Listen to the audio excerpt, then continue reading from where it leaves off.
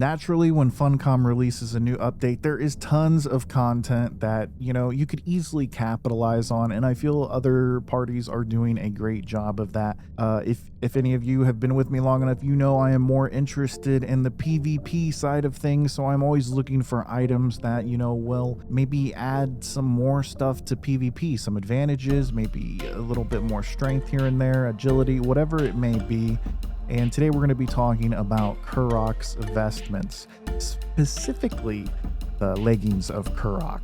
I went ahead and crafted every piece. I figured I would show what every piece does, even though I don't really care about the other pieces except for the leggings. But I figured if you were interested, they will be on screen right now, and you're more than welcome to pause them or whatnot if you're interested in more details about them.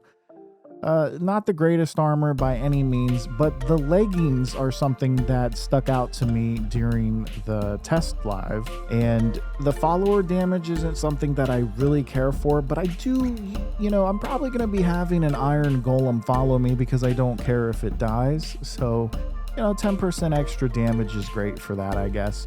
But the stamina plus 32. The reason this was a big deal to me is in meta builds where you might not have a lot of stamina, and currently I am rocking my older build that I really love when Age of Sorcery came out, where I have 10 into grit and I only have 4 into strength and agility, and then of course vitality is capped out. And I've been running the Voidforged Dragonhide kill. It is a very common leggings that you're going to see people use, but it only gives stamina plus 12. The armor value is 113, and the durability is insane, if that's something that's important to you.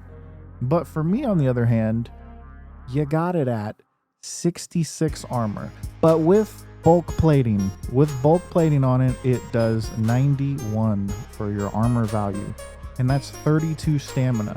You're going to lose a little bit of armor, but at the end of the day, that 32 stamina, it's just so nice. Why not? Of course, if you were interested in the crafting cost, here it is. You are going to need blood crystal, which is not hard to get.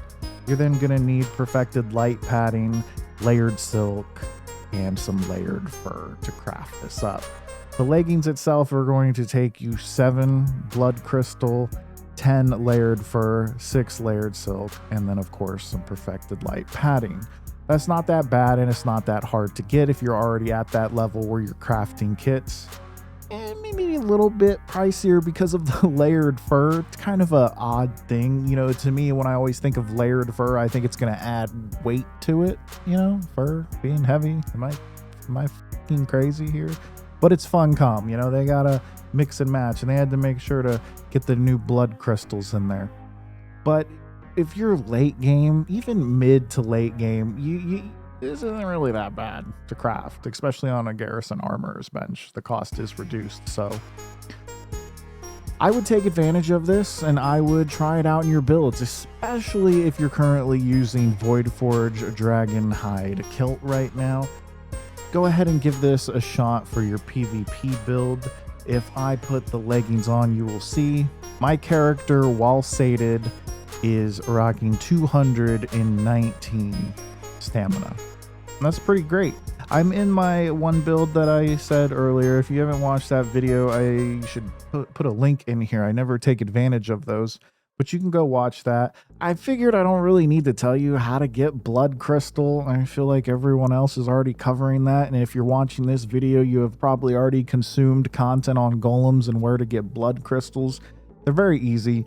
Just when you get them, just farm the new instance, the new dungeon, and farm the golems in there. It's not that bad. You can go in there with a friend and you have them spec'd into a farm build, and you're good to go. They don't require, the crafting stuff so far doesn't require a lot of them, so just getting 1,000 is a nice leg up. But as you can see, 219, and this is just, normal sated. You can put stamina buffs on this, and a little tip here, this didn't really fall into its own video. I guess I could make a short about it, but if you're trying to sate and you want to use stamina or health buffs and you've ever noticed them mixing out, as long as you stay sated, If you're using like Elixir of Freedom and you want that extra stamina, just make sure you're sated before you take it, and always keep yourself sated, and then that stamina buff will stick with you, along with if you use a health buff. So just remember, always stay sated.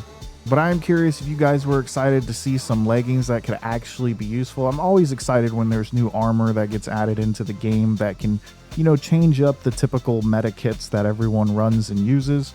I'm going to be giving this a shot just because the armor value that I lose off of it, not much. And since I am spec'd into grit, I'm almost at 600 into this. But if you haven't watched that original build video that, you know, I am currently using, I will link that in this video, and I will see you guys in the next one.